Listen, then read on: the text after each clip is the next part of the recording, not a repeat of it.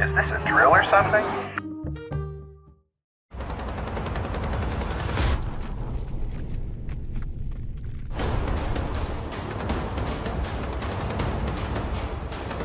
Star Wars Rebels premieres Saturday, September 24th at 8:30 or on any Disney XD platform. I'm very excited to have Freddie Prinze Jr. himself today on the show, the voice of Kanan Jarrus and the man who claims to be the Bendu, your friendu. You did say that to me once. I did. I've never forgot it. First off, thank you so much. Before we talk about Star Wars Rebels, I just want to say that it's really exciting to see you in your TV show now, First Impressions, which I honestly know because I'm big into the impressions with the Star Wars, you know, and trying voiceover like, yeah, no, they don't. Like, you know, you want to do Watto, you want to, anybody who's a Star Wars fan. Yeah, that's funny because you don't have to talk as Watto. You just, these Jedi. I wanted to buy a racer from you. That was good. Yeah. But no, it's really exciting to see. One, you've got an awesome show. Two, your cookbook, which I've used. Anybody on Twitter see me cook a pork chop, it's because of Freddie Prinze. And then, you know, obviously my fandom of Star Wars Rebels. So I just wanted to know, what are we going to expect from First Impressions? Man, I mean, this show was something that Dana put together. And if you haven't seen it, I don't know how you can catch up on it, but I'm sure there's a way. I was just lucky enough to be the host. My dad was a stand-up comedian in the 70s, so a lot of these comedy clubs and comedians have had love for me since I was a boy because that's how long they've known me. Dana and I had never met, but we were cool because we knew mutual people, and they said good things about both of us. And I got brought into this little experiment that he took from a comedy club, which is where that idea started, to where it is now. He took it to USA, which doesn't really do comedy, that like half-hour comedy. So I don't know if they got the show, but Dana certainly did. And some of those impressionists, this one guy, he didn't win. But literally when the show was over, he said, you know, I can do Rebels impressions, but I just didn't know if they would translate to a stand-up crowd. I was like, they wouldn't have, but let me hear him. Yeah, and he did Kanan Jarrus to me, and it was actually pretty good. And he totally figured out. He's like, you're a surfer Jedi, and I was like, oh my god, you totally got it. Is that because I actually thought about that? Because when I speak to you, your I don't know, cadence, dialect is much looser. I've been listening to Kanan, and critically, like he seems more of a authoritarian figure. So, and now you're saying it all goes to Empire Day. It all goes to Empire Day, and that was where his impression came from, which was the moment where he's like, "It's all about the pretty colors, man," and he's like trying to, you know, kind of pull the wool over the stormtrooper's eyes, and that was the kid's impression. He was like, "I just do a surfer Jedi," and I literally was cracking up. But that's what he did. He was like, "All the colors, they're so amazing, bro." But yeah, when I do Kanan, it's much more serious most of the time. Unless he's in trouble, then it's always sarcastic to sort of deflect the intensity of the situation. Right. So that brings me to Kanan's philosophy, because I know that you yourself have a very Zen approach. You have like, there's an East meets West in a person. It's really cool. And Kanan is forced into the same role. What was the inspiration behind Kanan? Because at the start I thought, this is Freddie Prinze becoming a dad. And then when I saw Kanan, I thought, is Kanan like your take on what Bob Wall taught you as a kid? Or like, and that you're the Ezra? And then I went, no, I've gone too far. I'm meta on this. No, I mean meta, but not in a way that's inaccurate. I mean, you are who you are at the end of the day. My father figure was Bob Wall. He's very Eastern philosophy oriented. If you don't know who that is, Google him. But he was the man who trained Bruce Lee when Bruce came to America. He trained old school actors like Steve McQueen, my pops, all kinds of cats. He was the man. He still is the man. He can still beat me up, and he's in his 70s. But he raised me.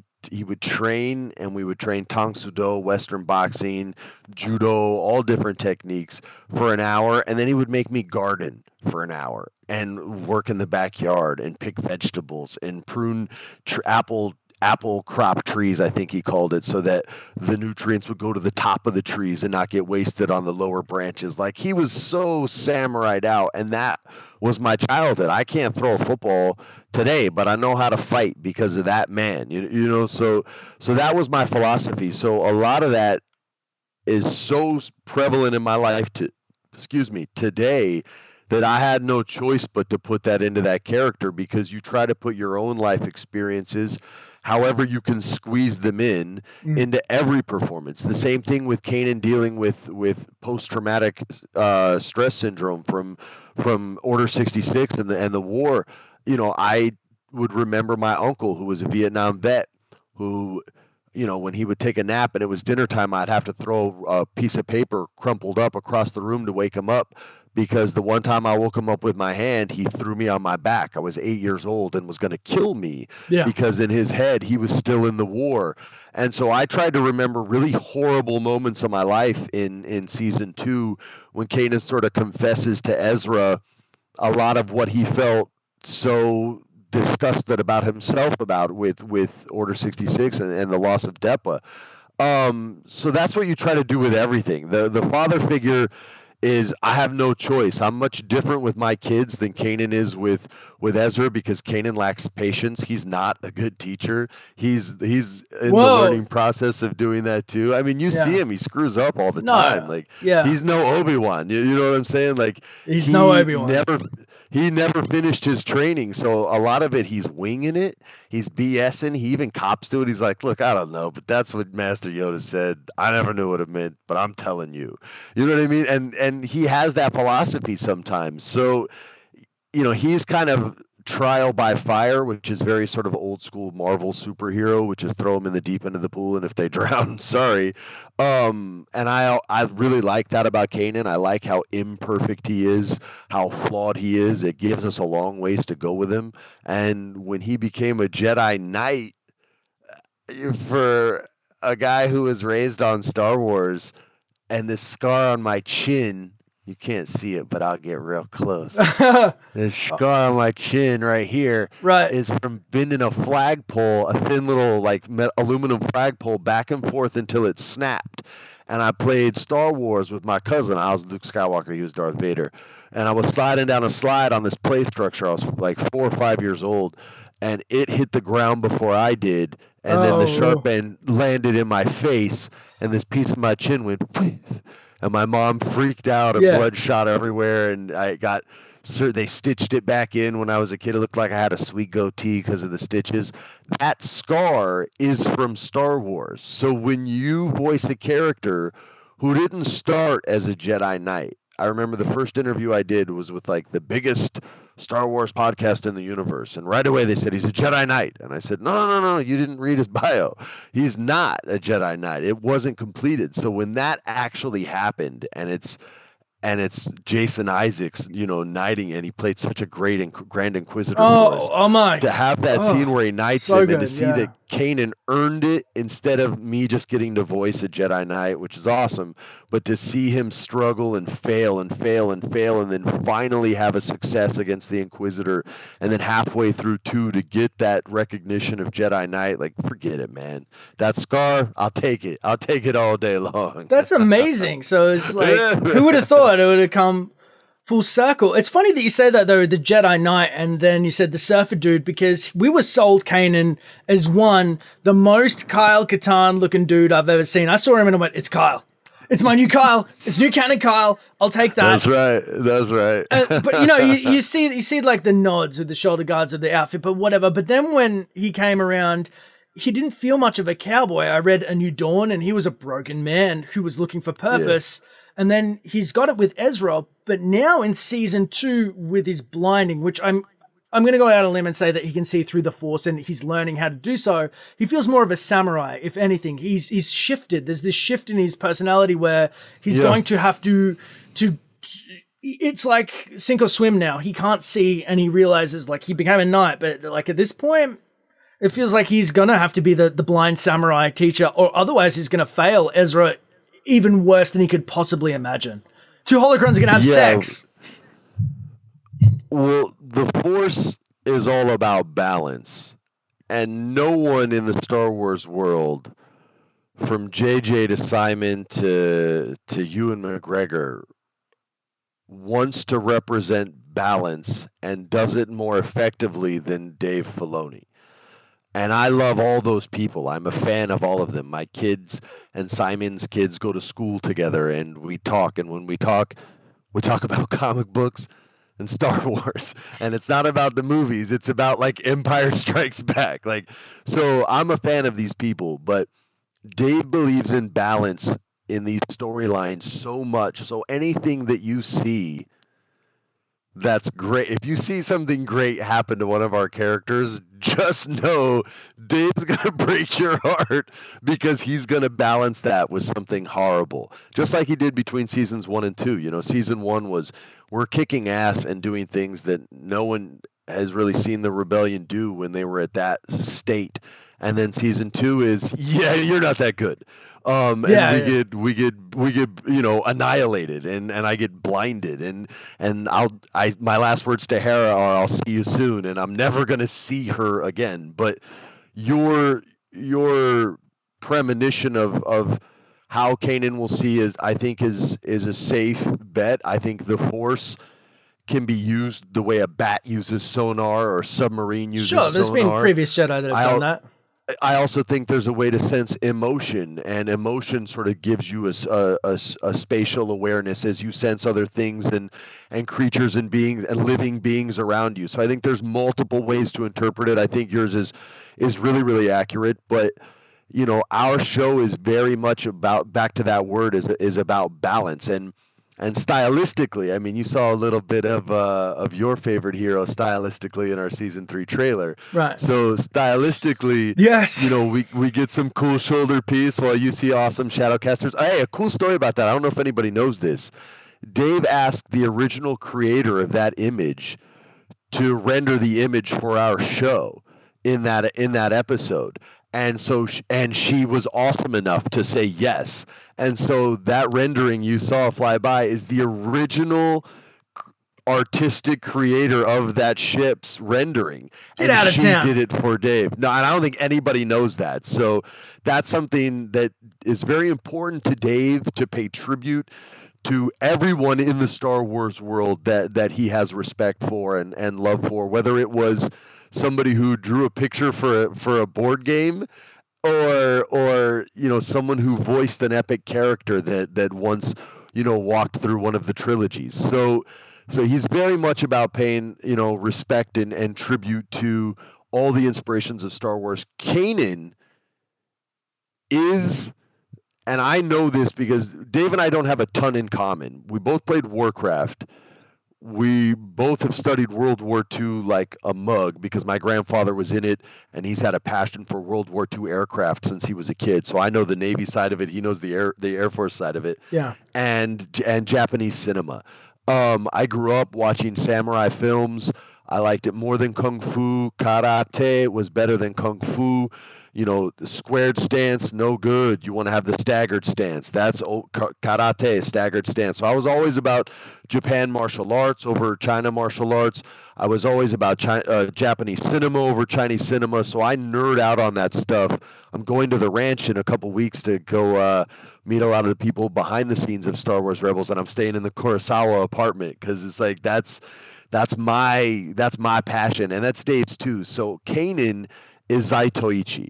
He was Zaitoichi before he was blind. He was Zaitoichi as he is blind, and he will be Zaitoichi as Zaitoichi's future progressed. So if people kind of want to see some of Kanan's past, present, and future, I would really recommend that storyline to anyone out there. It doesn't matter if it's subtitled. There's plenty of movies with subtitles that suck. Don't watch them, okay? Yeah. I'm forced to. You don't have to. This ain't one of them. It's a great film, and it's the inspiration for a lot of what George Lucas put into the original trilogy and what the LucasArts team did in the original Clone Wars animated series, and it's because of movies like that. So if you're a Star Wars fan, educate yourself. Be an active learner, not a passive learner. Although this is passive because I'm bringing the education to you, but be active and seek it out and watch these movies and see what inspired the characters that you think inspired Kanan. Like, before you think he's Ram Koda, look at what inspired Ram Koda, and that'll be sort of the key that unlocks who Kanan is. Because that's what the creators had in mind. You just ram coded. I didn't even say those words. That is so. I've heard a lot of people say it on Twitter, and I never want to be the person who says your interpretation of the art is wrong. Like, because it can't be. It's art. Like, I can't be wrong and you can't be wrong. It's just your taste is the same as mine or different. But my thing was, yes, that's awesome, but let's look at the inspiration for that, because that wasn't the inception of the blind seraphim warrior. You know what I'm saying? So yeah. I wanted to take it back further to where the actual inspiration was, and hopefully some people looked that up and didn't watch the Rutger Hauer Blind Fury movie, but actually went and watched the Japanese one. Yeah, and if exactly. you haven't seen the Rutger Hauer one, it's really funny for all the wrong reasons. So, I mean, that gives a lot of answers and it gives a lot of insight, and I guess in a roundabout way, he has become the samurai, but it's all derivative. Lucas, if you listen to any of the audio commentary on Star Wars, we'll talk about, like, I think it's 7 samurai and the motifs, and he'll just really geek out on that versus, Star Wars, because he created that from works that he found, to be inspiring. And it's funny that it still echoes, it's poetry, it all rhymes, but there's only like 7 or 8 stories out there, right? It just depends what race you want your characters to be. But at the end of the day, there's only a handful of stories, man. It's just how is your character a boy or a girl? Are they black or white? Are they a Romulan or a Rhodian? Like, you know what I mean? But they're all the same amazing stories. It's just, are you a great enough storyteller to make it different? Well, Here's what I find in comments and contentions of Filoni with or Lucas or anybody who does tell the same stories is people find it uncomfortable to feel an echo of the same story being told. Like, I can make 2 jumps and this is going to be, you probably can't conclusively answer this. I see Kanan with sight. Green vision in season 3, and it doesn't take a genius to go, wow, that looks like some Night Sister magic, which Darth Maul used on Dooku, and Mother Talzin was resurrected through that. Maybe he's going to try the same thing again, and I'm like, Maul should be dead, which Filoni said. Ahsoka should be dead, which Filoni said. Again, she's got great samurai roots. I love her design. I love her as an original character, but he seems to be saying, I've got to appease the fans, and he's doing these loops where it seems to be strange. I mean, it seems almost to the point of regression, because he just said recently that Vader's not going to be prominent. I love Thrawn. Thrawn's my jam. I made theory videos about Thrawn coming back. Like, I'm so happy, but how do Jedi face something? And I know Thrawn's great, but like, you killed the Grand Inquisitor first, your lovely wife. I don't want to speak ill of her, but she was only a numbered Inquisitor that you faced. There was 2, like, I was like, as soon as I heard 5 and 7, I'm like, they got no hope. They don't even have a name. The Grand Inquisitor. I feel you on that. I was like, they're screwed. Like, get a Starkiller in there or something. Or like, oh, Vader's here. The stakes are bigger. And then Filoni's like, I don't want to cheapen Vader by putting him in, so therefore he won't be. Like, these weird things where he's like, I'll pull people back, and there's these echoes and loops. That seems very strange to me. I don't know what to expect. I would say, the short answer is trust Dave. The longer answer, without ruining things, and we can start with Ahsoka. The Ahsoka story has been a plan for a very, very, very long time. From her inception and the hatred of that character to the earned respect and love and adoration that character has today, to her, what people assumed would be her death, although I would say that the logical side of your brain should be trusted more as to whether she's alive or dead than the creative side, because you saw her walking and moving. But if you believe that there was a plan for her after Clone Wars, then I would say you could believe there is a plan for her post-Rebels. And whether that's before or after or whatever is not information that I have, but I would trust that these balls have been rolling for quite some time, as that 1.5 year long negotiation Disney had with LucasArts existed. That far back. Wow. Yeah. As far as Vader goes, that's a character that he holds with such reverence. He will never overexpose him. In the wrestling business, when you have a guy who's at legendary status, they don't work every single week because it lessens the value of when they The appear. gravitas, yeah.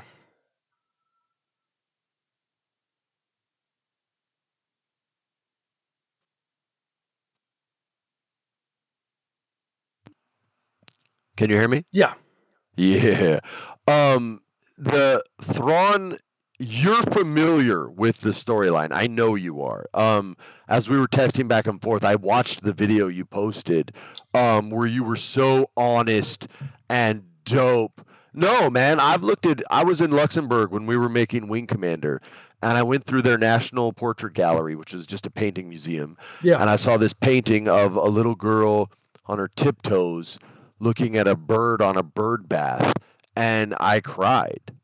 It's a painting, like it's not real, and it moved me to tears. That's what art is supposed, or it's supposed to piss you off if it's political art, or if it's sexual art, it should freak you out. Like that's what art's supposed to do. So people that gave you crap for crying over art don't understand art and are just looking for sick lightsaber fights. Like they don't even understand what they're watching.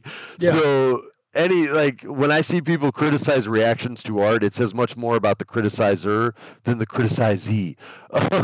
So I don't ever trip on that. But as far as Thrawn being more prevalent, trust that character. You know how ill he was in the storyline. He's that ill in our storyline. It's 100% understandable that he'll be in it, and when you see why, you'll understand why. We may not be the most important thing Vader needs to be pursuing. You may see why. I can't say more than that. Yeah. But these gentlemen and ladies that are telling these Star Wars storylines now are all communicating with each other. Dave is speaking with Simon. Simon is speaking with Carrie. Carrie's speaking with JJ. Like they all communicate, and the characters that they bring in and bring out, a ton of thought is put into it. Like Saw Gerrera, who, by the way, fans of Star Wars, I can tell you a Forrest Whitaker story if you want. He is the nicest, most. No one deserves anything in life. Okay, you deserve human respect, but outside of that, no one deserves anything. You can earn stuff, Yeah. but you don't deserve nothing. Forrest Whitaker has earned so much good karma due him because of the care and thought and heart and soul that he not only puts into his characters, which you can see, Yeah. but into the relationships that he's made. And whether he's met you once or 1,000 times, I never say this, he deserves to be in the Star Wars universe more than anyone I know. Really? He That is good? the great. Oh my God, dude, he is such. We were gonna do. He was gonna direct a movie. I was gonna do this independent film, and he asked me to meet him at the LACMA, the Los Angeles County of Modern Art. They were doing an exhibit on the history of Los Angeles, and we were walking through and seeing like the old school Chicano political art and graffiti art, and the '80s with like the Bloods and Crips and all that, how that shaped it. Hollywood, how that shaped. There was a part of my father when the Mexicans were rioting that a Puerto Rican was portraying a Mexican in a comedy. They love him now, but back then they were pissed. Yeah. And we lost money, the funding for the movie. But after that experience, like once every 2-3 months, he would call me up and he'd say, "Hey man, there's a new exhibit here. I really enjoyed going to the museum with you. Do you want to come?" And I would go, and we would never talk about work, man. We would talk about philosophy. We would talk about Bruce Lee. We would talk about Lao Tzu and Taoism. Lao Tzu was kind of like the Confucius to Buddhism, whereas Confucius said, "Be happy with the peasant should be happy with who the peasant is." Lao Tzu said, "Why can't the peasant be emperor?" And he was more of a free thinker. They said Yeah. he was born at 99 years old as an old man, sort of like, I don't know, Yoda. But Lao Tzu was a character that I always loved, and I speak about with Dave a lot as far as an inspiration for Yoda. But yeah, man. So this character Thrawn, who you know about, for those who don't, he's a chess player, and we are playing checkers. And he does not screw around. this character is protected. The rebels are not just clowning him and making him look dumb. Our victories are given to us so that he can learn from those losses and annihilate us as a whole. That's not a spoiler. Read the books. That's who he is. So the villain in this, the villains in this season will be very legitimate. It's not going to be like Grievous in Clone Wars, where it was like, how are we going to embarrass him this week? It's not. Yeah, like well, he slipped in a banana. Yeah. It's Maul. Yeah, it's Maul and Thrawn. And Maul, if you know what motivates Maul more than anything in the world, congratulations, you get it. And if you're a fan of Thrawn and of, instead of the characters that are like this, the characters that are like this, then you're going to see some amazing Hannibal Lecter bad guy stuff. You say Hannibal Lecter and he's Mads Mikkelsen's brother voices him. That's not... Of course I mean... Of course. You know, I actually thought... Freudian slip. I thought Benicio del Toro in my head after watching Guardians of the Galaxy. I thought he was Thrawn for episode 8. I thought, I got there. Oh, that would have been sick. And then when it was like IMBD Mikkelsen, I went, wait a second, what? Matt's brother. And then I was like, man. Once I heard the voice, I couldn't imagine anyone else. It's amazing though, isn't it? Because it was, man. Yeah, it's. I will tear the rebels apart. Yeah. Piece by piece. And it's and just have a so bath. patient and slow and deliberate. And Kanan is so like 1, 2, 3, 4, 5, 6, 7, 8, 9, 10, and Thrawn is like 1, 2, 3. Like it's just creepy. He's deliberate. It is creepy. You know, actually, you just watched the Rogue One trailer, and thank you. You said I don't watch trailers, but I'll look at it before. Forrest Whitaker. Speaking of him, is Saw Gerrera. I love Forrest, but like I thought he spoke with a different cadence. He almost sounds like some type of, I don't know if it's an English/African dialect that he's picked up. I don't know what it is because I only had like 12 seconds. But the first trailer, he sounded like this. What will they do when they break you? Like that was exactly how he talked. And the new one, he sounded a lot. It was weird, like royalty. And I was like, what? Maybe he was stressed at one time. I think the difference is him speaking normally versus that intense moment. Yeah, that's what I was thinking. To you like this, unless I'm like this, bitch, you have to understand. Like I'm just gonna sound. But I was hoping it was like that 24/7. He was like the rebels. Just super intense. Intergalactic Jack Bauer voice. Well, he's got in terms of philosophy, different philosophies. This is how I segue. You said you're a Bendu, and that really broke me up inside because I'm aware of the Bendu from the expanded universe. Bendu aren't something new, so it's like, all right, they're into numerology. They've got this more like it's almost Buddhist philosophy before the Jedi. That's you? Like that kind of, I was like, what are you saying to me, Freddie? Because you didn't like give anything away. You're just like, if there's Jedi and there's Sith in real life, they're two polar opposites for a normal person to kind of embody, really. Even Buddhists for Jedi, it's too much. It's not. Yeah. But the Bendu was something I was like, they're Buddhist monks from the expanded universe, and they're pulling things back, whether it is homing beacons from art from the 90s, Thrawn from novels, or disruptor rifles from freaking Jedi Outcast. The Bendu was something, and I was like, that's rad. One, Tom, who is it from Doctor Who? I've lost his name for 1 second. I always forget Tom's last name. Baker. Thank you, Tom Baker. Yeah. That amazing performance, but like I didn't expect a rock creature. That I was like, what? So, do you remember are you old enough to have seen the Neverending Story? Of course. The horrible dog dragon. Fighter? Yeah. Okay, so that's sort of like the inspiration visually for this character, this sort of being that has been there forever. Now, I can't say too much about who our Bendu is because he's so cool that I want those to be special. But in the trailer, he says, the Jedi and Sith, the light and the dark. Yeah. I'm the one in the middle. Yes. And that's what I texted to you because that's me in real life, man. Like I said, I was raised by my godfather and by my mom and grandparents who all lived together.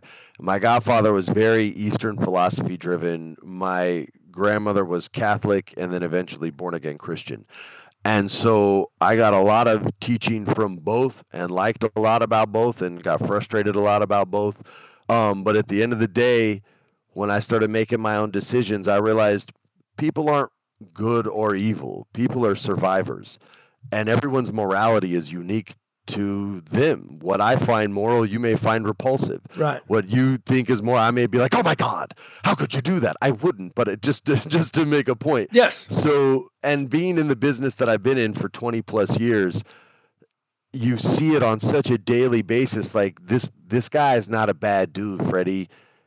He's just chasing his dream, and if he's going to hurt somebody on the way to doing it, he's not going to feel good about it, but he's going to do it. And it doesn't make him a bad person. It doesn't make him a good person. It just makes him a person. Right. And once I was, you start thinking about that philosophy in your 20s and you think it's right, but as you gain more life experience, you question it. It becomes solid. It becomes liquid. It becomes gas. And then once you sort of figure things out and go, okay, I don't know anything about anything, that's when a philosophy like that makes sense. And you go, oh yeah, people aren't good or bad. They're just trying to do the best for them, and they don't want to hurt people, but sometimes they will. And it's not a malicious thing.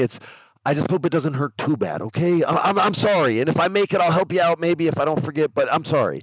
And that's not good or bad. It just is. And it makes us appreciate the people who are willing to be more like the Jedi and willing to be more selfless and willing to say, no, you go.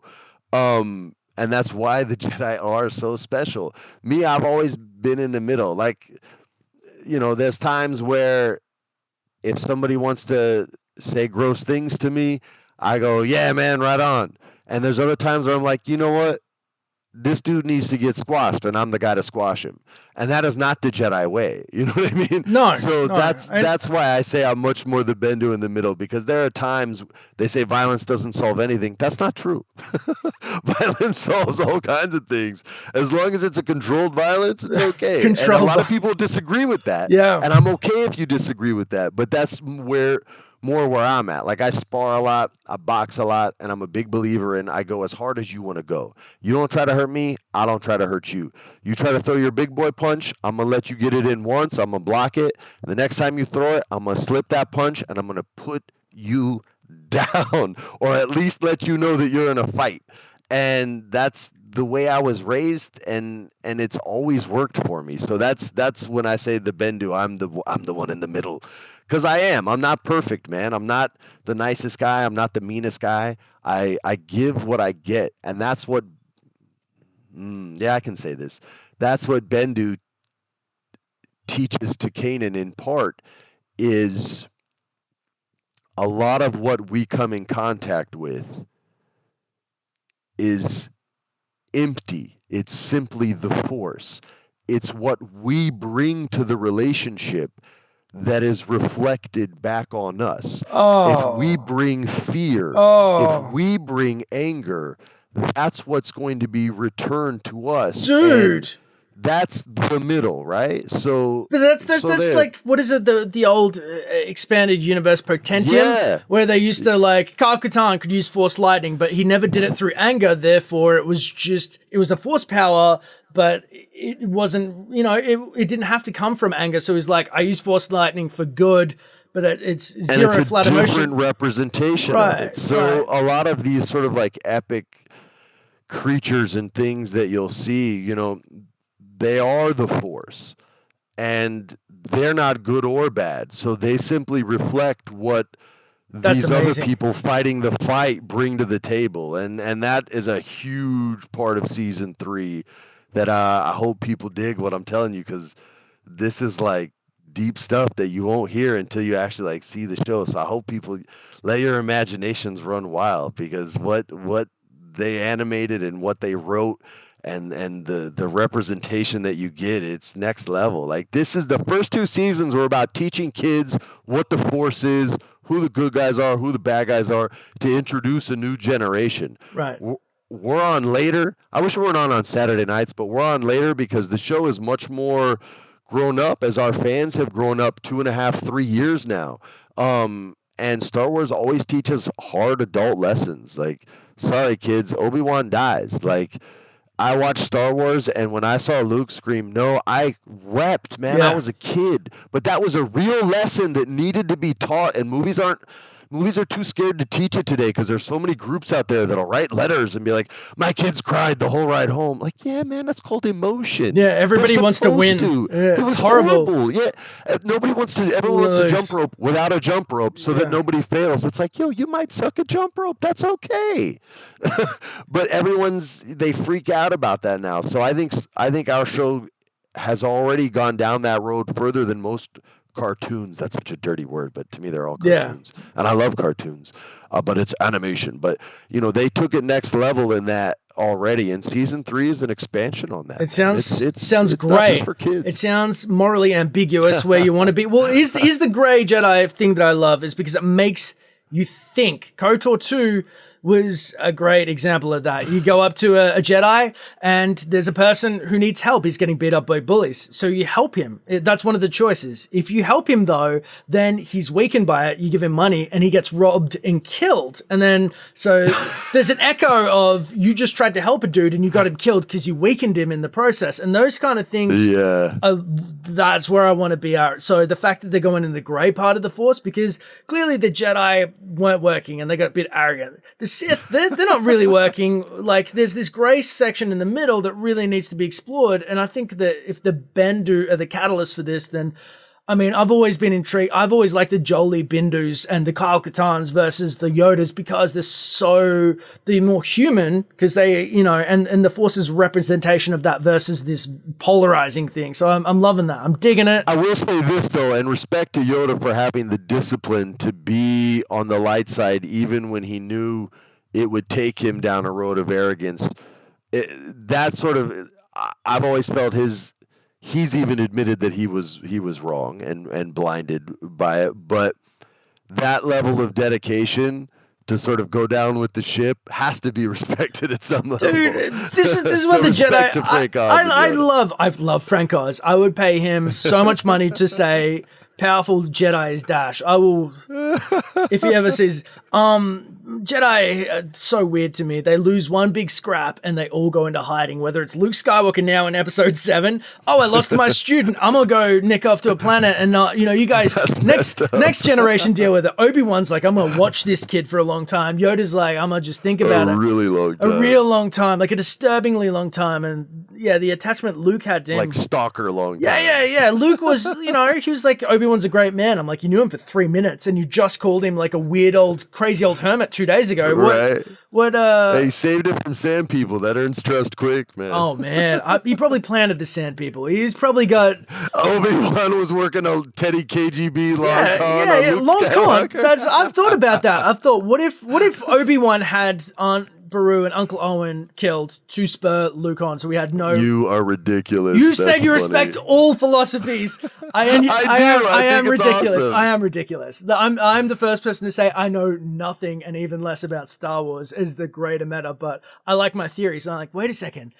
Then if he was paid off and he's working for the Emperor, that's why he didn't kill Vader. And I'm like, man, this theory is getting better. And then I was like, how did he become a Force ghost? And I'm like, damn it. But that would be the best thing. Tony Soprano has ruined you, bro. Exactly. The best thing though would be if he was the ultimate troll and he's when Vader's about to hit him with his lightsaber and he puts his down and he looks at Luke, he's like, I'm gonna really screw this kid up for life, and gets kicked. And he's like, no, that's the long con. You're the worst. That's the long con. That's the meanest theory this ever. Is who I am. This is my Bendu philosophy. That's great. Yeah, that is horrible. You're right. Speaking, I guess, of the Jedi and Yoda, and the Jedi philosophy, which Kanan feels like he's missing a part. He didn't feel whole, even though he's knighted. He still feels like he's shooting from the hip, and that's why I like him. But what the Jesus? How is Yoda allowing this? If he can if he can speak to Ezra and Kanan and he can sense what's going on in the greater universe, the fact that he's like, hey, you ever think like maybe a Jedi holocron and a Sith holocron could have sex and make something happen? And they're like, oh, I like where you're going with this, Yoda. That's not the most dangerous thing I've ever heard of. Like the fact that he sent him to Malachor for a Sith holocron, I'm like, what is happening right now? Why is he not checking these guys and showing them the way of the Jedi?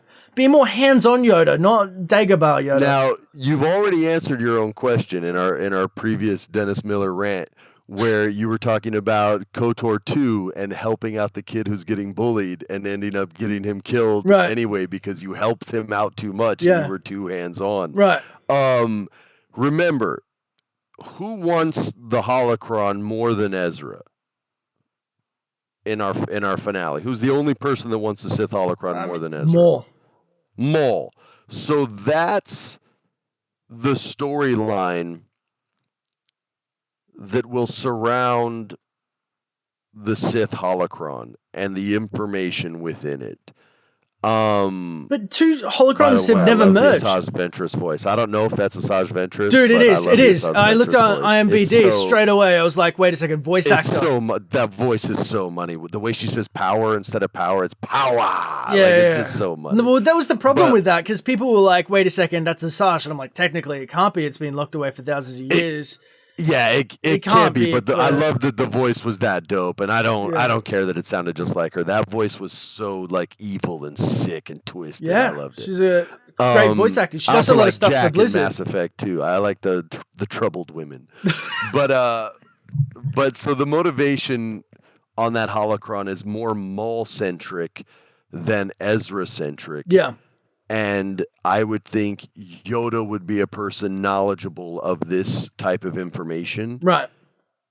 And if he is, and bringing that holocron out is the goal, then you can sort of let the creative half of your mind take you on what that storyline would be. And it's not so much, let me hang these guys out to dry. It's, let me push this boulder down this hill for one final push. But I mean, he's so light side though. That's what I can't make peace. I'm not smart.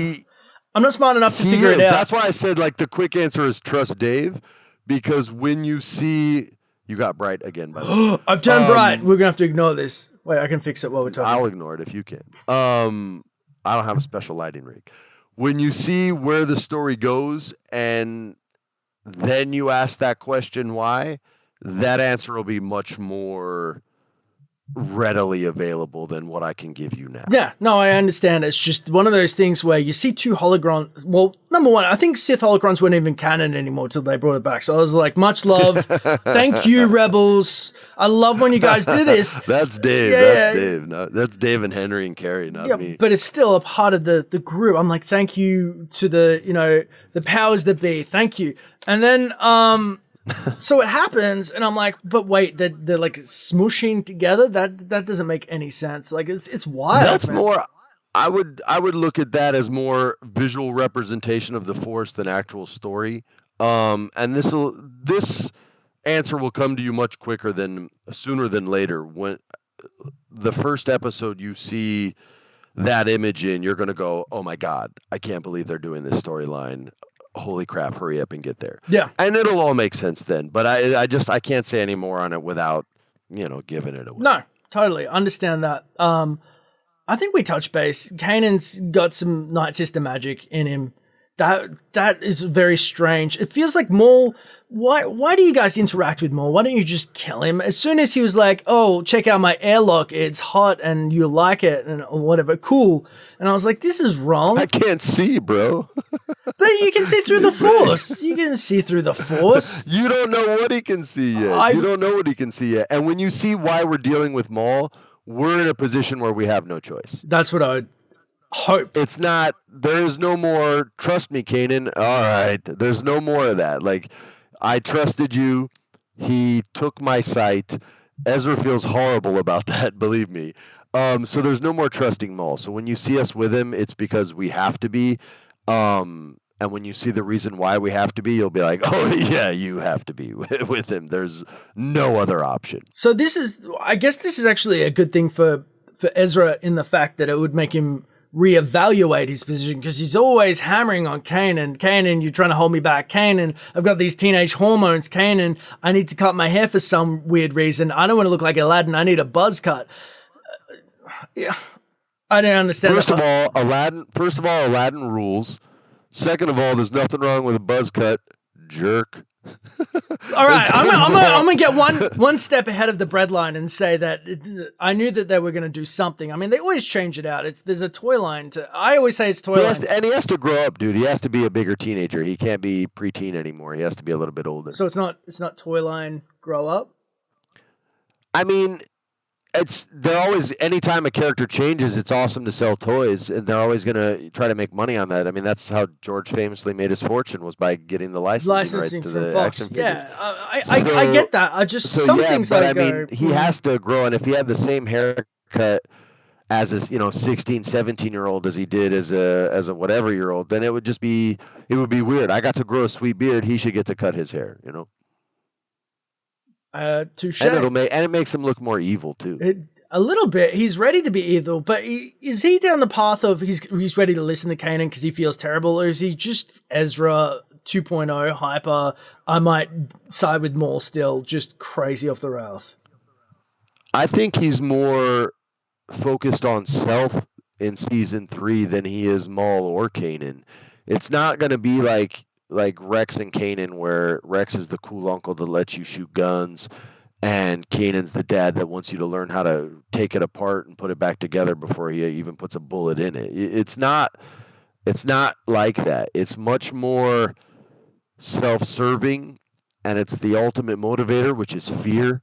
Fear is not the ultimate motivator for everyone, but for most people, the fear of failure, the fear of loss, the fear of humiliation is a massive motivator for success. And unfortunately, that leads to hate. Fear is the road to the dark side. Yeah. So. Oh, wow. Yeah. So he's a fear-based creature now. Damn. He's human. You'll see a lot of growth out of Ezra in season 3, not just, haircut and stature. I mean, he's gone through a lot. You got to remember, this is a guy who is, whether he wants to admit it or not, and whether he does or not, it's his fault that Kanan can't see. It's his fault that Ahsoka got into the predicament she got in. It's all his fault, and that's a lot of pressure to put on a young teenage man. It's even more pressure and dangerous pressure to put on a kid whose force powers, if they're not already, are quickly going to surpass Kanan's at any moment. And to be in the middle of puberty and to be afraid that you're going to lose everything the way you lost your parents, and you actually have the power to stop it, is it evil?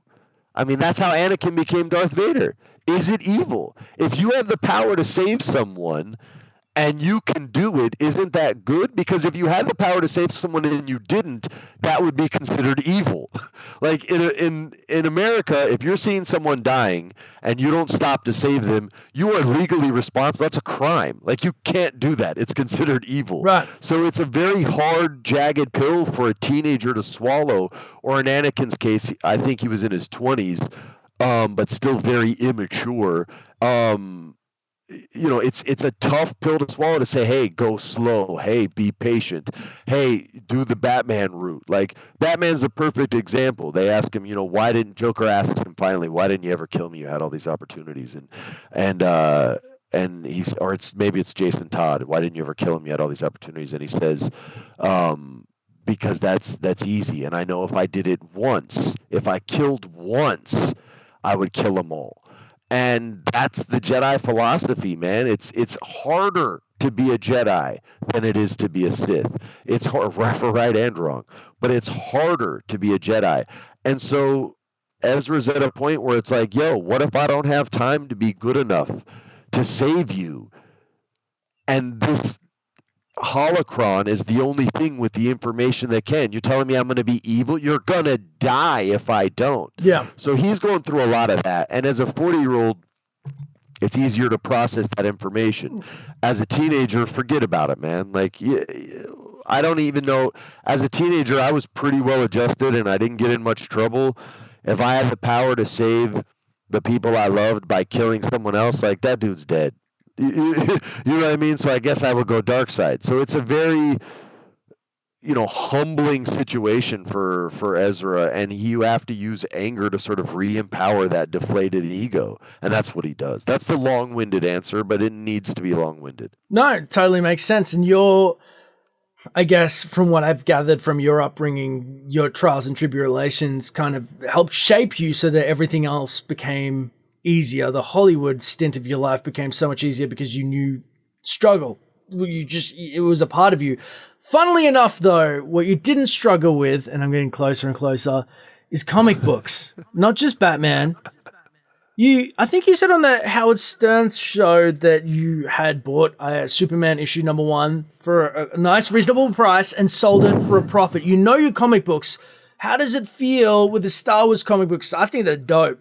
I think that they're the best things that are like Kanan. I was like, okay, give me 174 of these suckers because this dude, A New Dawn was dope. I loved the Psyche. The Kanan books were great. I read them with my daughter. She loved it. Just out of control. I know that you said to me before, like it needs to stop as like 12, like it has to, everything good has to stop. I'm like, I don't know. No, Kanan Time Out is the best one. How did you feel about that? You know, I spoke with Greg a lot during the process of that because I was a big fan of the book. They had a plan and a budget, and that plan and budget were for 12 books, regardless of whether they sold out of every one or not. And they did. They sold every copy that they made. And they actually made extras, which they weren't going to do. And even with the success of that, that was their budget plan. There's not a lot of money in comics. And so when they have those plans, this is the information that I know, and I don't know much about the comics, but what I do know, I'm sharing. And once that budget is in place, they very rarely deviate from it. I would have loved a million more books. I would have loved to see the storyline with him and what was his name? Janice, the bounty hunter that was the one that was showing him the ropes. Yeah, is it Caloran, the serpent-like creature? I thought Snoke was going to be one of them for a while. I was convinced myself of that shit. I don't know why. Pre-Snoke, because of the snake, I was like, I got this. Yeah, that was a great planet. Yeah, that was... It was a really cool comic, man. That comic is why my daughter now reads other Marvel comics. We downloaded the Marvel app and read it, and she all of a sudden saw these other comics with women that were like yoked and buff. And my daughter's very broad-shouldered. We work archery ever since she was 5 years old, and she does jiu-jitsu and boxing. Jiu-jitsu, so you said that. That's just crazy. Her shoulders are beast mode, bro. She looks like a coat hanger going off to the sides. Yeah. And she likes the comic book girls because their shoulders are broad. And so we literally downloaded the app because of that comic, and now she reads other ones too. Oh, that's amazing. No, honestly, that's a great launching pad, though. I will say, Marvel's comic app, which I've got subscribed so it all downloads, is the hardest thing to search for anything. I swear to God, it's so hard. It's so hard to find the book you write, even after you download even it. If you it's hard to find. I put in Obi-Wan, or like I put in Kanan, and it's like, unless you do it perfectly, I go to Amazon, type it in, find the perfect title, go back to it. Like, it is just, It blows my mind. I've tweeted at them, and I'm not trying to be a prick. I'm like, just help me help you. You know that I read those same comics because I literally every night we would go to read the next one. I'm like, did I not buy it? Do I need to buy it again? What the hell's going on? Like, it was the same story every night with my kid. She's like, Dad, why can't you find the book? It's difficult. Yeah. So I wish it was more user friendly because I'm happy to consume. I'm happy to pay. It's like, damn it, Marvel. Anyway.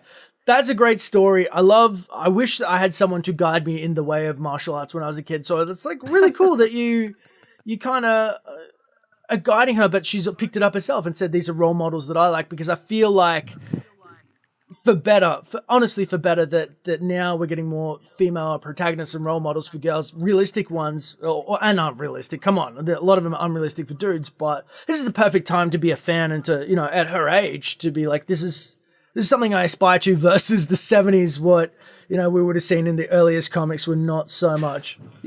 Yeah, they were all Jane Fonda and Barbarella. Right. You know what I mean? Like, that was the strong female protagonist. But there have been over the decades, certain women in particular that have been able to portray massive amounts of strength, from Vivian Leigh in Streetcar Named Desire, to Tina Turner in Thunderdome, Mad Max Beyond Thunderdome, and I mean, she displayed tons of strength. To Linda Hamilton in Terminator and Terminator 2, the mom that Sigourney Weaver was going to put a shotgun. Sigourney Weaver, Alien. You don't even think she's a girl. So you don't even care. You're just like, that's dope.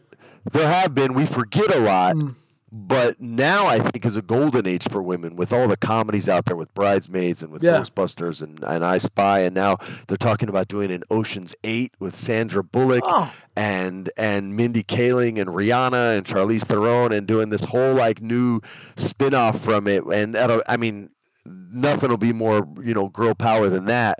And Sandra Bullock is one of those rare people who, even if an idea people go, oh, that's not going to work, she has this very rare quality. You can't be very rare. A rare, like very unique. You can only be unique. Yeah.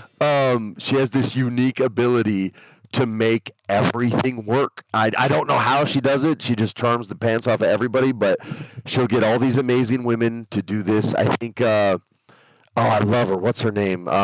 From Lord of the Rings, the Elven Queen. Kate Blanchett? She's one of yes, thank you, the Academy Award winner, Kate Blanchett. I Also think she's Australian. Gonna be the bad guy in the movie. Now, yes, she is Australian. Although everybody thinks she's English. Funnily she is enough, Aussie. now, yeah, I know her just because she's Aussie. I'm like, Rebel Wilson, Bridesmaid, yeah. As soon as I hear Aussies, I'll get them. Yeah, it's cool. And soon it'll be the norm where we won't even think about it. So that's a kind of cool time to live in. Man, you're giving me awesome segues. I'm gonna round this off because we are hitting near an hour, and I love talking to you. But I feel like this is probably the last question that I can hit at you because you give me great answers. You don't just like say two words like no. Yes, no. Force is I dead. like Star Wars. Yeah. Philosophies. So in regards to strong female characters, not Hera though, I'm a big fan of her and we fleshed her out a lot, but it feels like season 3 is pushing the Sabine narrative. And I'm so glad you're asking this. Go. All right. Sabine, it's a pivotal time for Mandalorians because they tried the peace culture in New Canon. It didn't work with Duchess Satine or whatever. So then you've got Death Watch who were kind of reviled, right? But the war culture is no longer revered. Now with the Empire taking over and Mandalorians joining the Empire, the Protectors who protected culture are back. Clan Ren of House Vizsla suddenly is coming in and Sabine has the Darksaber, which to me, they back in the day would kill Jedi with blades. They were known to be that fierce and they need a strong leader. I feel like Sabine needs to be Mandalore. And I know that it's just something I keep thinking about, but the warrior culture, the throwbacks to the Thrawn art with the pictures of Mandalore from the Clone Wars, I feel like Dave's telling me that they need somebody to really herald that. And so this is the time that war, it's inevitable and the Mandalorians need to rally behind someone, and Sabine is that person, the focal point of the culture and everything and the culmination of that. So that's my it's not even a question. But listen, your knowledge of the Star Wars universe and of the Mandalorians and who potentially Sabine could be is all kinds of on point. I have waited for this. Dave told us about this storyline like in episode 3 of season 1. And he talked to Tia about how Sabine was going to be hated by fans in season 1, just like Ahsoka was hated by fans when she came in. And Tia was like very, big-eyed, and he started talking about who this character would become. And I was sitting 2 seats away. Taylor was between us. He always has Taylor next to Tia because their characters play off each other a lot, and their attitudes are the characters. They just talk trash to each other all the time. And so I just sit back, and I'm watching him describe this girl and the necessity to sacrifice who she is now for who she must become. And he never mentioned the word Darksaber. So when he did that first conversation, and he didn't mention it till 2 years later, that first conversation I heard, I literally was like, oh my God, and started going down that road you're going down. Dave has said this storyline, this season is going to be more Mandalorian centric, is going to focus more on their culture and their history. And you're right, they do need a leader. Mandalore to me is very Game of Thrones-ish, and I think you'll see a definite struggle for power regardless of who's wielding the Darksaber. And not only did they kill Jedi with that blade, I think Mandalorians would be willing to kill other Mandalorians if they wanted that blade. So as you see the relationship between Ezra and Kanan continue to develop, and it has its sort of ups and downs, Sabine is carrying a lightsaber, a dark saber. There's no one better equipped to teach her how to use it than the Jedi Knight that she's got to her left. And so you'll start to see this very beautiful, again, if you watch Zaitoichi, you will see this relationship before people who watch the show see it. You'll see him sort of take on a new student and have to teach blind from scratch. Oh, wow. And start over completely. And it's a very touching and tender storyline. And she has to be prepared for whatever is in store for her character, and that character's future. And Kanan and Ezra will be damned if they're going to let her die on their watch. So you'll see this sort of triumvirate of sabers, and two of them are desperately trying to teach the third how to become the best she can be with that blade. And maybe a little more love from the birthday boy Kevin McKidd as Fen Rao to sort of show Sabine the old ways as well. Yeah, he's actually really cool as Fen Rao, and I saw. Wait till you see what that we have in store with that character. Really? Just wait. I saw him in the comics, and I was like, "That's an actor cool." Like that, and give him nothing to do, bro. Just wait. It's not the Kevin McKidd show, but damn, it should be. He gets a lot of love, man. A lot of love, and well worthy of it, man. His acting chops are top shelf. And when you get a guy like that, when you get a guy like John Arcalis, you know, when you get the actors of this caliber, like everyone, you know, just thought Callis was some scrub, and then they start to see that character develop, and they start to see him, you know, have that relationship with Zeb on the moon and go back to the ship and be ignored. And you can see that, like, we have all, like, these actors are making choices that a lot of their peers don't have the guts to make on camera, and we have them doing voice work, man. That's a big deal. It doesn't always work out like that. The acting choices you see in a lot of animation are not brave choices. They are just standard choices. Right. And we have actors who challenge the process, who have their own ideas, and Dave is such an awesome chemistry teacher that he takes the chemicals you bring to the table and mixes them, and you guys come up with something great. He's not this benevolent dictator. He's very much a science teacher, you know, and he wants to hear what your ideas are. And when you have guys like that, and when you have girls like some of the women we have, like Tia today, man, we were recording episode 2, season 4, and she had a weird idea, and Dave was like, you know what? Just try that. I know it's not what we worked on, but just try it. Yeah. And she did it 3 times, and at the end of it, I could literally see him looking to Henry and going, "We're doing that," behind the glass. And he came back on mic, and he was like, "Yeah, forget what I said. Just do that again." And so that's the kind of director he is. So when you guys have guys like Kevin McKidd, who, if you're not familiar with his work, watch Trainspotting, watch Rome. You know, you can watch him cash checks on Grey's Anatomy if you want, but if you want to see his spectacular work, watch those other things I mentioned, and know that we get to have him. So you guys get to have a character who's a major presence in our show, and it's voiced by a guy who stood on a stage and performed Hamlet.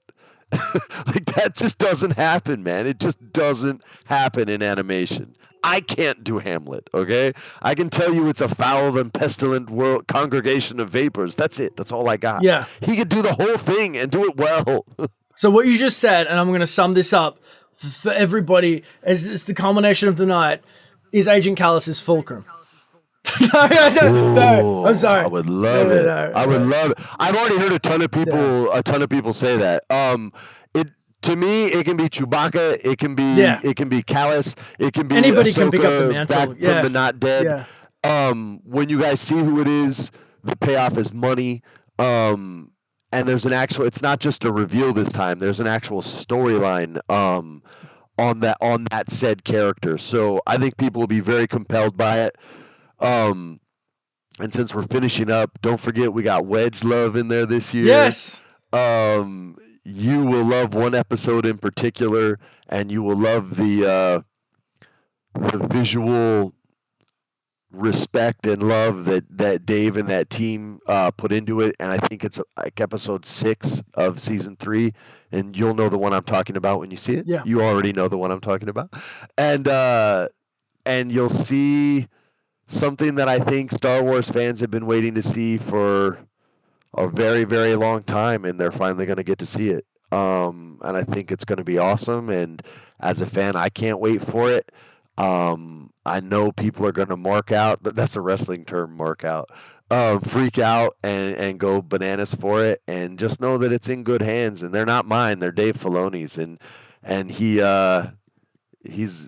all over it, man. And I know Disney loves him, so I wouldn't be surprised to see him directing a movie in the very near future for them, because they really respect him. They know he's talented. He's George's protege, for crying out loud, and he's not just a visual guy. Yeah. His ability to communicate to actors and pull performances out of people who maybe didn't have that performance on the first take and maybe didn't think they had it in him at all. His ability to do that will make him very artist friendly, and his knowledge of the technology will make the budget people very happy, because he can work quickly, and he's one of the best storytellers that Star Wars could have, so he should direct a friggin' movie.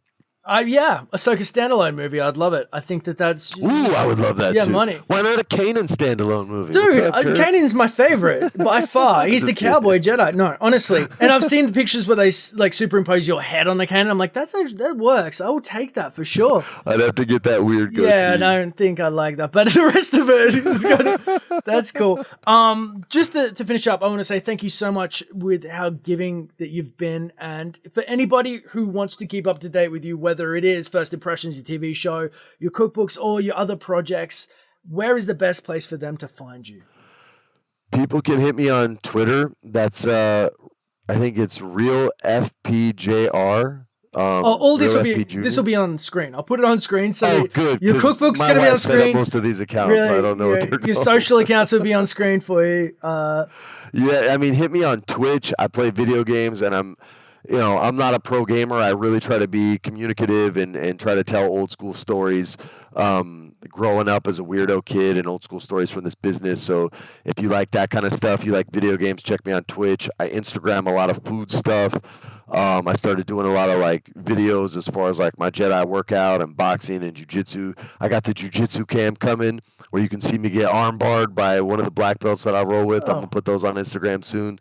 So you can follow me on those things. I don't have Facebook or Snapchat, but I have Twitter, Instagram, and I Twitch it up pretty often. And you can catch me on with Dash. You can catch me on other podcasts too. I try to show Star Wars love to the Star Wars centric podcast more than anyone else, and pro wrestling too, because I like pro wrestling.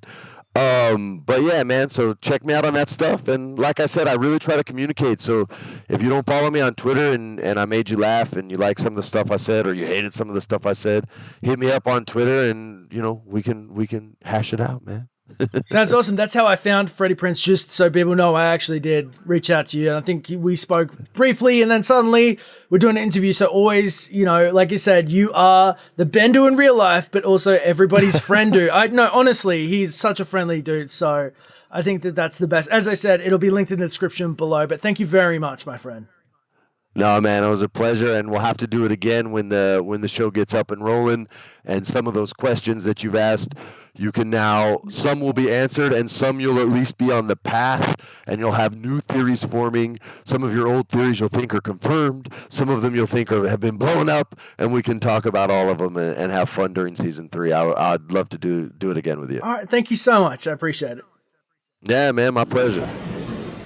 If you want to stay up to date with the latest Star Wars videos on origins, games, and theories, don't forget to use those force powers of yours and hit subscribe. And hey, leave a comment below about what you want to see in future videos. It may just get covered.